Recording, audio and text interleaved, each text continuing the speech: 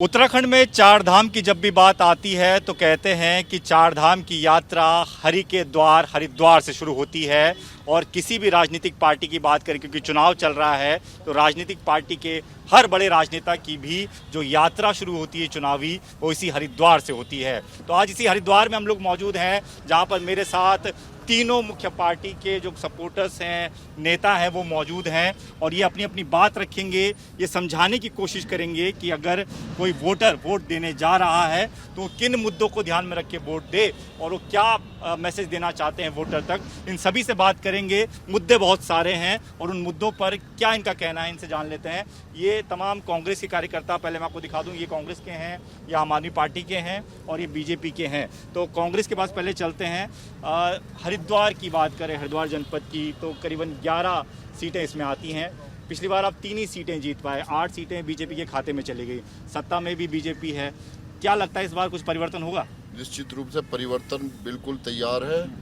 11 की 11 सीटें जीतने जा रहे हैं और जिस हिसाब से मौजूदा सरकार ने जनता को त्रस्त किया हुआ है, किसी भी मुद्दे पर, चाहे बेरोजगारी का मुद्दा हो, चाहे महंगाई का मुद्दा हो, चाहे विकास का मुद्दा हो, पूरा उत्तराखंड क्या पूरा देश त्रस्त है। परंतु चूंकि चुनाव इस टाइम उत्तराखंड में चल रहे हैं तो उत्तराखंड में निश्चित रूप से बदलाव आ रहा है। सरकार कांग्रेस की बनने जा रही है और सबसे बड़ी बात यह है कि जनता में उत्साह है इस चुनाव को लेकर। वो सरकार को, भाजपा की सरकार को पूरी तरह से नकार चुकी है और वो जान चुकी है कि कोई भी मुद्दा रोटी से बड़ा नहीं होता है। रोटी चाहिए सबको, भरपेट खाना चाहिए सबको, रोजगार चाहिए सबको, पक्की सड़क भी चाहिए सबको। और अगर खाली पेट होगा तो वो किसी भी तरह की सड़क पर नहीं चल पाएगा। मतलब आप कह रहे हैं कोई काम ही नहीं हुआ है? बिल्कुल सच्चाई यही है। आप भी यही कह रहे हैं कि कोई काम नहीं हुआ है, कोई ऐसा मुद्दा नहीं जिस पर थोड़ा बहुत भी काम किया हो? देखिए, मुद्दा तो इनके पास कुछ ऐसा है ही नहीं ना। 5 साल में इन्होंने सिर्फ 2 चुनाव हो गए, वोटिंग 14 तारीख को वोटिंग हो रही है। इन्होंने पूरे 5 साल में मुख्यमंत्री बदले, विकास इन्होंने कुछ नहीं किया।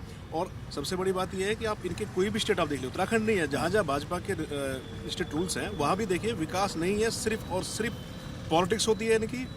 और ये लोग जो डिवोशनल जो राजनीति करते हैं, हिंदू मुसलमान, गाय मंदिर, तो उसी तक सीमित लोग हैं। और विकास तो खैर इनको ये मालूम ही नहीं कि विकास होता क्या है। तो ये बात, इसका जवाब बीजेपी से ही ले लेते हैं। ये कह रहे हैं भाई साहब कि आप लोग सिर्फ जाति की राजनीति करते हैं, आप सिर्फ मंदिर की बात करते हैं, सड़क, परिवहन, किसी चीज़ पर आपने काम नहीं किया, रोजगार तक आपने नहीं दिए। 5 साल में कुछ नहीं किया आपने। देखिए, मुझे लगता है जिस प्रकार से कांग्रेस की हताशा है, कांग्रेस की बौखलाहट है, आरोप लगाना बड़ा आसान है। लेकिन हम अगर मंदिर की बात करें, हम लोग सड़क की बात करें, हम लोग रोजगार की बात करें, आप भगवान श्री राम जिसके अस्तित्व पर ये लोग प्रश्न चिन्ह लगाते थे, आज पूरा देश और उसके साथ साथ पूरे हमारे विश्व में बसे हुए हिंदू परंपरावादी लोग, सब लोग खुश हैं कि जिस प्रकार से हमारे आराध्य के मंदिर निर्माण हुआ। उसके बाद हम सड़कों की बात करें, दिल्ली से हरिद्वार की दूरी के लिए पहले 7 घंटे 6 घंटे लगा करते थे। आप भी जब दिल्ली से आए होंगे तो आज केवल 3 घंटे लगा करते हैं। देहरादून जाने के लिए कभी 2 घंटे लगा करते थे, आज 40 मिनट लगते हैं। उसके अलावा हम रोजगार की बात करें, रोजगार के क्षेत्र में अगर किसी व्यक्ति ने, यहाँ हम उत्तराखंड की बात कर लीजिए, पूरे देश की बाद में बात कर लेंगे, उत्तराखंड का चुनाव है, हमने 22,000 से ज्यादा नौकरियां निकालने का काम किया है। विभिन्न क्षेत्रों के अंदर स्वरोजगार के माध्यम से हमने काम करने का काम किया है। हमने लोगों को ऋण मुहैया की सुविधा जो है बैंकों के माध्यम से, जो हर हाथ को, हर हुनर को काम देने का काम, ये हमने किया है। तो आप ये बताएं कि किस स्तर पे, आप कौन से विषय पे आप कहना चाहेंगे? ये कह रहे हैं कि आपने तो 3 मुख्यमंत्री भी बदल दिए ना इस बीच। देखिए, भारतीय जनता पार्टी की सरकार 5 साल चली है। भारतीय जनता पार्टी का चेहरा कमल का फूल हमारा नेता नरेंद्र मोदी है और हम उसी के आधार पर चुनाव में जा रहे हैं। और विकास कार्य की बात, हमारे यहाँ ऑल वेदर रोड का माध्यम हो, अभी हाल ही के बजट में पर्वतमाला योजना के माध्यम से वहाँ के पहाड़ों के रास्तों का सरलीकरण करना हो, ये सभी काम हमने करना किए।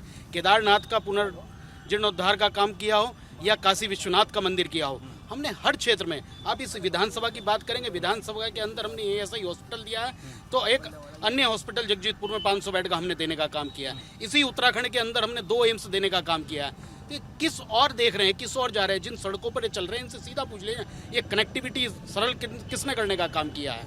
भाई साहब, ये तो बहुत सारे काम गिना रहे हैं, आप तो कह रहे हैं कुछ किया ही नहीं। आपको ये कहना चाहूँगा, जिस दिल्ली और देहरादून हाईवे की बात कर रहे हैं, माननीय मनमोहन सिंह जी के टाइम की वो पास हुई योजना थी, नंबर 1। नंबर 2 ये कहते हैं ईएसआई कांग्रेस की सरकार का दिया हुआ था, हरीश रावत जी उसका उद्घाटन कर चुके थे, परंतु चूंकि भाजपा की सरकार आ गई उन्होंने 5 साल 7 साल कुछ नहीं किया। आज जब चुनाव आया तो फिर से उसका उद्घाटन कर दिया है। जिस अस्पताल की बात कर रहे हैं, माननीय से मैं पूछूंगा कोरोना काल में वो अस्पताल क्या चालू है? आज तक तो वो अस्पताल चालू नहीं है। कोरी कागजों के ऊपर ढकोसलेबाजी करने से कुछ नहीं होगा। जिन केदारनाथ जी की बात कर रहे हैं तो वो रावत जी के कार्यकाल में पहले जीर्णोद्धार हो चुका था।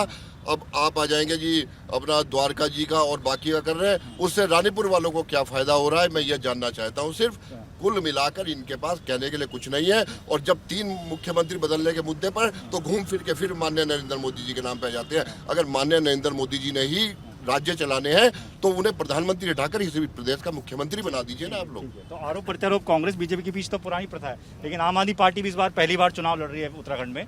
सर आपको लगता है कि जिस तरीके की बातें कह रहे हैं, ये कह रहे कुछ नहीं किया, ये कह रहे इन्होंने कुछ नहीं किया था, आप क्या करने वाले हैं? ये सरकारें आधारहीन दिशाहीन सरकारें हैं। इन्हें पता ही नहीं करना क्या है।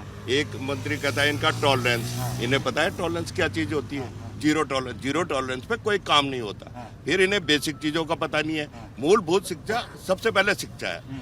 हमारे संविधान के रचयिता बाबा साहब अम्बेडकर ने कहा है कि आधी रोटी खाओ अपने बच्चे को पढ़ाओ। ये यहाँ है ही नहीं। शिक्षा के नाम पे जीरो, बिजली के बिल हर महीने बढ़ाते रहते हैं, स्वास्थ्य सुविधाएं है ही नहीं। आज अगर एक आदमी यहाँ बीमार हो जाए, मैं सुभाष नगर में रहता हूँ, बीमार हो जाए कोई बच्चा भी रात बिरात, तो उसे कहाँ ले जाऊँ मैं, आप बताओ। तो ये पुरानी सरकार में हुआ था, कांग्रेस की सरकार में काम हुआ था? दोनों सरकारों ने कुछ करके ही नहीं दिया। न कांग्रेस ने करके दिया, न बीजेपी कर रही है? और भाई हमें मूलभूत सुविधाएं चाहिए, हमें शिक्षा चाहिए, स्वास्थ्य चाहिए, बिजली चाहिए, पानी चाहिए, रोजगार चाहिए। आज यहाँ सिडकुल देख लो, इतना बड़ा सिडकुल बसा हुआ है, 12-12 घंटे लोग काम करते हैं, 8,500 रुपए लेते हैं। ये दिखाई नहीं दे रहा क्या इनके विधायकों को या प्रधानमंत्री तक ये आवाज नहीं पहुंच रही कि 8,500 रुपए में 12 घंटे, ये तो शोषण हो रहा है। सिडकुल का निर्माण कांग्रेस ने किया है। सिडकुल का निर्माण कांग्रेस ने किया, जिसके माध्यम से 5-7 लाख लोगों को रोजगार देने का काम कांग्रेस की सरकार ने किया और पूरे उत्तराखंड में सिडकुल की स्थापना की। और जब से भाजपा की सरकार आई है, आधी सरकारें वो इस सिडकुल की फैक्ट्रियां जो है बंदी की कगार पे हैं। युवा परेशान है, बेरोजगार परेशान है, व्यापारी परेशान है इस सरकार से। और निश्चित रूप से सबने मिलके इस सरकार को हटाने का पूर्ण मन बना लिया है। और निश्चित रूप से आने वाले 22 में जो है चुनाव के बाद कांग्रेस की सरकार पूर्ण बहुमत के साथ बनने जा रही है। ये कह रहे हैं कि आपने फैक्ट्रियों में ताले लगवा दिए। देखिए, जैसे इन्होंने कहा है कि हाँ हमने बंद कराया, हमने भ्रष्टाचार बंद कराया है, हमने जो घूसखोरी करते थे उनकी दुकानें बंद कराई है।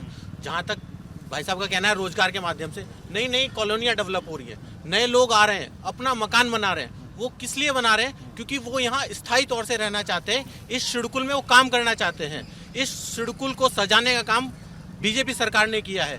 नए लोग लगातार यहाँ आ रहे हैं, लगातार रोजगार पा रहे हैं। तो रोजगार की बात तो ये कांग्रेस वाले ना ही करें तो बेहतर है। दूसरी बात क्या है, जैसे भाई साहब कह रहे थे कि राम मंदिर, द्वारिका मंदिर, देखिए ये भारत देश आस्था का देश है। यहाँ लोगों का समर्पण है भगवान के प्रति, अपने धर्म के प्रति। तो ये मुद्दा तो हमारे जीवन के साथ जुड़ा हुआ है। हम अयोध्या में भगवान राम का भव्य मंदिर बनाने जा रहे हैं, हम काशी विश्वनाथ को सजाने का हमने काम किया है। तो ये आस्था का जो, क्योंकि भारत देश है, आस्था तो यहाँ हमारे रग रग में है। इसमें जितने मंदिर हैं, जितने भी हमारे तीर्थ स्थल हैं, उनको सजाने का काम हम लगातार करते रहेंगे। और इसके लिए अगर यदि हमने विपक्ष को जितना भी हमें कुछ भी आरोप लगाते रहे, हम इनकी एक नहीं सुनेंगे। हमें आस्था के साथ साथ हमें अपने धर्म को भी संरक्षण देना है। दूसरी बात क्या है, रोजगार पे लगातार काम सरकार कर रही है, स्वास्थ्य के क्षेत्र में काम कर रही है, शिक्षा के क्षेत्र में काम कर रही है। कांग्रेस के पास कोई मुद्दा नहीं है, लोगों को भटकाने का काम कर रही है।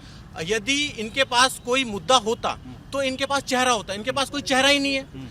अब जैसे रानीपुर विधानसभा की बात करें, वो तो कह रहे हैं कि आपके पास मोदी जी के अलावा कोई चेहरा नहीं है। नहीं, कैसी बात कर रहे हैं? मुश्किल, अभी इन्होंने बोला ना, आपने सुना होगा कि मोदी जी के अलावा कोई चेहरा नहीं है। नहीं, हम तो बोल रहे हैं मुख्यमंत्री पुष्कर सिंह धामी ने जिस उत्साह और जिस गति के साथ 5.5 माह में काम किया, आज इतना बेहतरीन युवा चेहरा। और आप शिक्षा की बात करते हैं, उसी मुख्यमंत्री के बच्चे आज सरकारी स्कूल में भी बेहतरीन शिक्षा प्राप्त कर रहे हैं।